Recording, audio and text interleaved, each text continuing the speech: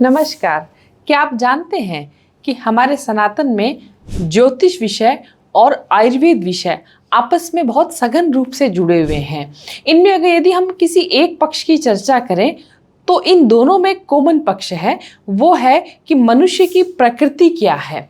यानी हमारे शरीर की कोई एक तत्व विशेष या प्रधान होता है सब मनुष्यों का, या सब मनुष्यों की जो प्रकृति है वो एक विशेष तरह की होती है और ये प्रकृति तय करती है कि आप किस तरह का आपका स्वास्थ्य होगा, किस तरह की आपको आगामी जीवन में बीमारियां आ सकती है या रोग घेर सकते हैं, या आपका स्वास्थ्य कितना सुदृढ़ रहेगा। अब ये हमारे हाथ में है कि हम हमारे स्वास्थ्य को अच्छा रख पाएं। अब कैसे रखेंगे? यदि आपको अपनी इस प्रकृति के बारे में पता चल जाए कि आप किस तरह की प्रकृति के प्रधान व्यक्ति हैं। ये 3 तरह की प्रकृतियां हैं, वात प्रकृति, पित्त प्रकृति और कफ प्रकृति। आपने देखा होगा कि जब आप रोगी होते हैं, यदि आप कभी वैद्य या आयुर्वेदाचार्य के पास गए होंगे तो वो आपकी नाड़ी चेक करते हैं या आपसे बातचीत के दौरान आपके लक्षण जानते हैं कि आपकी किस प्रकृति है और आपका जो शरीर है वो किस तत्व का है। उसके आधार पर वे आपकी चिकित्सा करते हैं। ठीक इसी तरीके से आपकी जो कुंडली है उसमें ये पता चलता है कि आपके शरीर की प्रकृति क्या है। ये राशि और लग्न के आधार पे पता चलता है। अब आप अपनी कुंडली अगर जानते हैं या आपको यदि आपकी राशि पता है तो आज आपको ये पता चल जाएगा कि आपकी प्रकृति क्या है। जब आपको ये पता रहे कि मेरी ये प्रकृति है, जैसे किसी को ये रहे कि मैं वायु प्रकृति का हूँ, तो उसको ये पता रहेगा कि अब वो क्या करे और क्या नहीं करे अपने अच्छे स्वास्थ्य के लिए।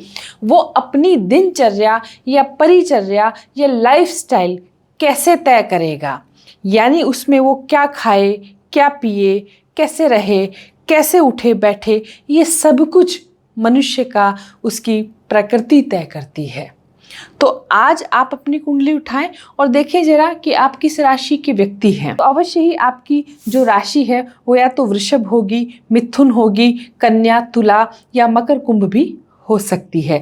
यदि आपकी प्रकृति पित्त प्रधान आप व्यक्ति हैं तो हो सकता है कि आपकी राशि मेष हो, धनु हो या सिंह हो, या फिर यदि आप कफ प्रकृति के व्यक्ति हैं तो कर्क, वृश्चिक या मीन राशि भी आपकी हो सकती है। ठीक इसी तरीके से ज्योतिष में नवग्रह भी हैं, उनमें जो विशेष तत्व है, जैसे चंद्रमा है वो जलीय ग्रह है तो वो कफ बढ़ाएगा ही बढ़ाएगा। जैसे किसी का जो शनि ग्रह प्रधान है तो उसमें वायु तत्व अधिक बढ़ सकता है।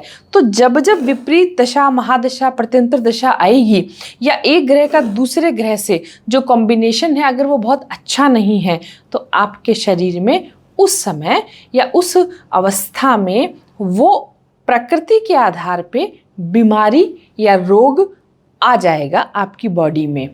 अब यदि आपको ये पता है कि मान लीजिए फॉर एग्जाम्पल कोई व्यक्ति वात प्रकृति का है, जो वात बढ़ाने वाली वस्तुएं हैं वो अपने वो भोजन में ग्रहण नहीं करे या संतुलित रूप से करे। इन प्रकृतियों के कॉम्बिनेशंस भी होते हैं, जैसे वात पित्त हो गया, वात कफ हो गया या पित्त कफ हो गया। तो इसके आधार पे भी आपको ये देखना पड़ता है कि मुझे क्या खाना चाहिए, क्या नहीं खाना चाहिए।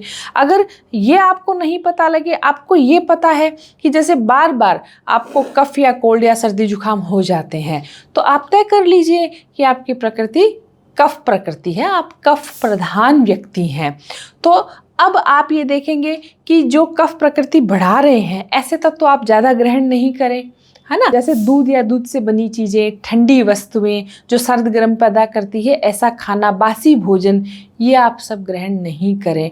तो अब आपको समझ में आया ना किस तरीके से आप एक अच्छे स्वास्थ्य को अपने लिए बढ़ावा दे सकते हैं और रोगों से बहुत दूरी बना के रख सकते हैं।